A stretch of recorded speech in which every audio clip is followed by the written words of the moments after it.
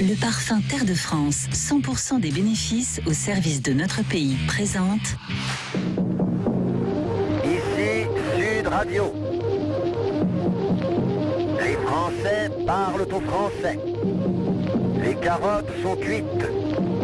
Les carottes sont cuites. Sud Radio Berkov dans tous ses états.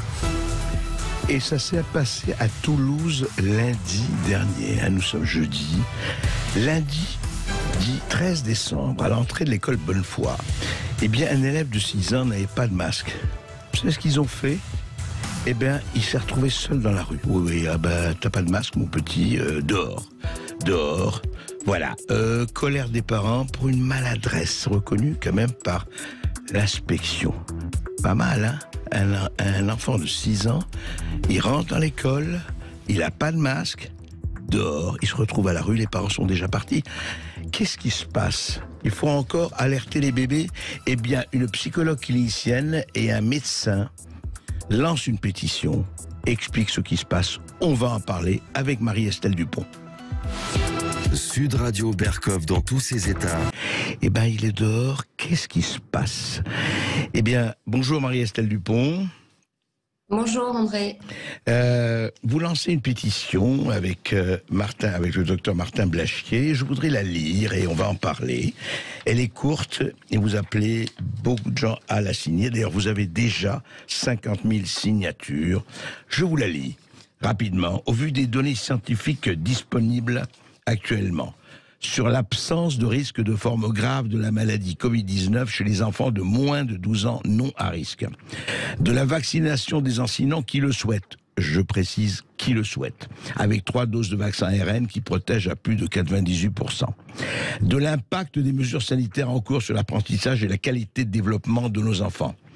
25% des hospitalisations des enfants sont en pédopsychiatrie, 22% de baisse de QI des enfants pendant la crise. Vous entendez, auditeur de Sud Radio, 25% des hospitalisations, 22% de baisse de QI. Nous demandons à ce que les conditions de vie scolaire soient ramenées à l'heure normale à partir du 3 janvier, sans aucune condition vaccinale en dehors des 5% d'enfants à risque. C'est-à-dire la fin du port du masque en classe et lors des activités extérieures, l'absence de toute pression vaccinale sur les enfants sans comorbidité majeure, ainsi que la fin des évictions scolaires pour les enfants positifs au Covid. Voilà. Trois demandes très précises, à l'heure où, je le rappelle, Jean Castex, il y a encore quelques jours, durcissait les conditions, effectivement, à l'école et dans les collèges. Alors, Marie-Estelle Dupont, vous nous avez parlé assez souvent et assez fortement de ce qui se passe pour les enfants. Vous avez vu ce qui s'est passé avec le masque dans cette école de Toulouse, et malheureusement, ce n'est pas le seul exemple, qui se retrouve seul dans la rue, d'enfants de 6 ans.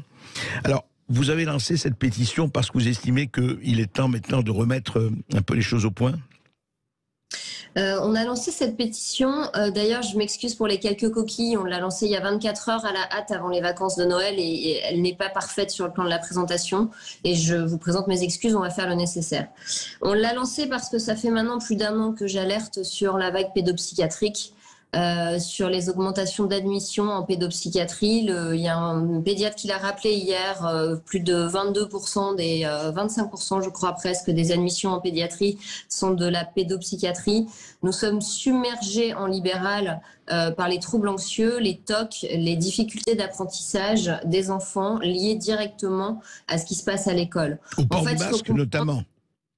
Et le port du masque est extrêmement délétère pour la santé physique et mentale des enfants. Les études le montrent. Les orthophonistes interpellent sur les retards de langage à l'entrée en maternelle du fait du port du masque chez les adultes qui s'occupent des petits dans les crèches. La sphère cognitive, la sphère relationnelle, la sphère émotionnelle est terriblement impactée par le port du masque. Ce n'est pas une mesure légère et en plus c'est une mesure qui non seulement ne résout pas le problème des formes graves du Covid, mais crée des troubles de santé publique à long terme. Ce sont des enfants qui ont des retards d'apprentissage, qui développent des phobies scolaires. Et le cas de cet exemple, malheureusement, d'enfants laissés dehors, on ne peut même pas dire que ce soit exceptionnel. Parce qu'aujourd'hui, des humiliations d'enfants à qui des professeurs triplement vaccinés disent « si tu veux respirer, va aux toilettes ». Ouais, Parce qu'un enfant est en train de faire une crise d'angoisse et qu'il a son masque sous le nez. Des enfants qui me rapportent qu'ils ont 0 si le masque est mal mis, c'est du quotidien. Donc on est en train de créer des dégâts de santé publique avec des fermetures des classes, avec des protocoles délirants quand un enfant ou un ado vacciné et cas contact, il doit quand même s'isoler pendant 10 jours. Ouais. Donc on est en train de créer des dégâts absolument délirants qui ne résoudront absolument pas le problème des formes graves de la Covid-19. Donc nous demandons de toute urgence que les enfants cessent de porter la société. La société est en train de se vautrer sur notre jeunesse. Voilà. Et ils sont l'objet de harcèlement dans les écoles, parfois. Trop souvent. Et alors justement, c'est presque, on a l'impression que, et on a vu les déclarations de Jean Castex et autres, on a l'impression que les enfants deviennent une variable d'ajustement. Je dis pas un bouc émissaire, n'exagérons pas, enfin que voilà, on reporte tout ça sur les enfants. C'est vous presque les transmetteurs, quoi, les petits là. Tout à fait.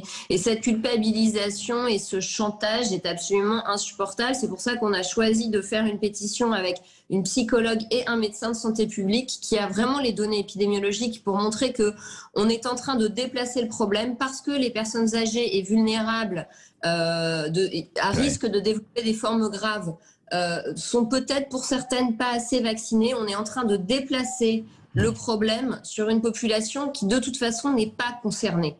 Oui, c'est ça. Et c'est ça qui est très grave. Et non seulement c'est très grave pour cette population, mais ça risque d'être contre-productif parce qu'à force de vouloir vacciner à tout prix les enfants et les ados qui ne risquent pas de développer de formes graves, on empêche leur immunité naturelle.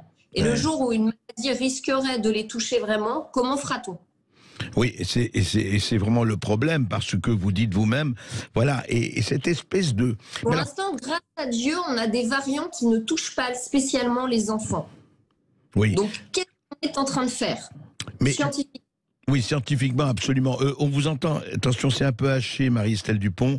Comment il se fait, en fait, qu'on est arrivé, et d'ailleurs pas seulement en France, à cette espèce de rage de dire qu'il faut vacciner absolument tout le monde.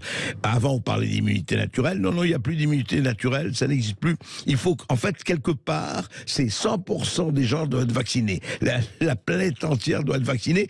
Et même ça, on ne sait pas ce qui se passe, puisque tout le monde sait aujourd'hui que le vaccin n'empêche ni la transmission, ni la contamination. Alors, il ne s'agit pas d'être anti-vax, au contraire, mais enfin, où on met le curseur, c'est ça qui est absolument terrifiant et préoccupant aujourd'hui.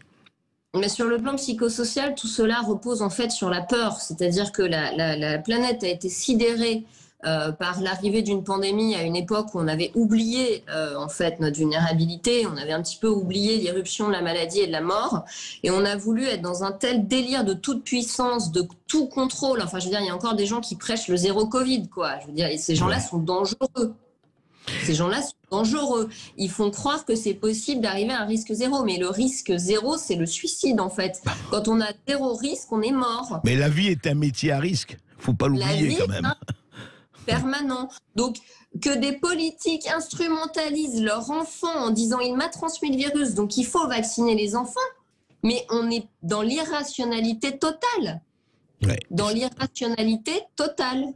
Et en fait, Marie-Estelle Dupont, pour signer la pétition, il faut aller où ? Sur quel site ?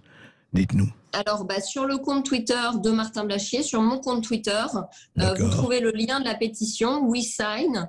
On est déjà en 24 heures à 50 000 signatures à peu près, je crois. Voilà, et je voudrais préciser que, parce que bien sûr ça heurte des sensibilités, qu'on n'ait parlé que des enfants et pas des ados.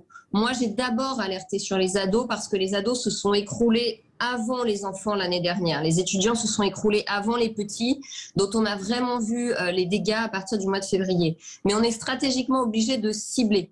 Puisque la campagne vaccinale s'ouvre pour les enfants maintenant, il était urgentissime que nous lancions la pétition pour les enfants, parce que nous savons aussi que l'épidémie est loin d'être terminée. Et donc, vu les dégâts en termes de troubles mentaux sur les enfants, il faut absolument libérer l'école et les enfants sans attendre, parce que l'épidémie, il est tout à fait possible qu'elle connaisse de nouveaux variants, de nouveaux épisodes. On ne sait pas, bien sûr. Bien sûr.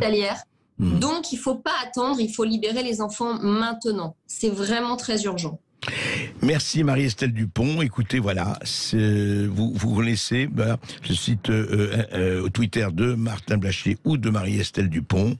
La pétition, elle est lancée. Les enfants, alertez les bébés et les enfants d'abord parce que c'est très urgent. Et qu'on arrête de ne leur parler que de ça. Je n'en peux plus de voir des problèmes de maths qui ne parlent que de ça, de seringues et de vaccins.